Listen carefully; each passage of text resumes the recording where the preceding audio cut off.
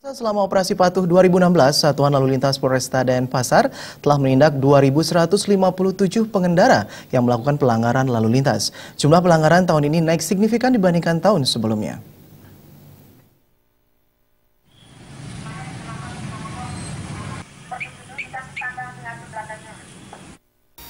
Kasat Lantas Polresta Denpasar Kompol Inyoman Nurian yang mengatakan selama 2 pekan berlangsung operasi patuh 2016, jajarannya telah melakukan penindakan berupa tilang terhadap 2.157 pelanggar. Jumlah tersebut lebih tinggi dari operasi yang digelar tahun sebelumnya yang mencapai 1.679 pelanggar.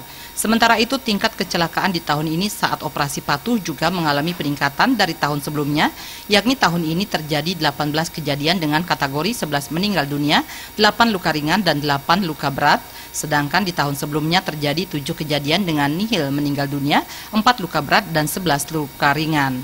Terjadinya peningkatan ini tidak terlepas dari semakin bertambahnya jumlah kendaraan di Kota Denpasar dengan potensi pelanggaran dan kecelakaan lebih tinggi.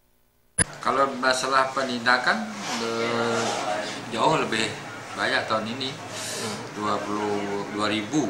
Kalau 2015 nya 1.600. Itu sebagian besar pelanggaran di sebelah motor lebih banyak. Kebetulan kalau kendaraan, kan volume kendaraan tiap hari bertambah, apalagi tiap bulan, apalagi setahun. Dengan menambah volume kendaraan, kemudian kurang sadar juga masyarakat waktu rambu-rambu, banyak nggak menggunakan helm. Raiswantara, Bali TV.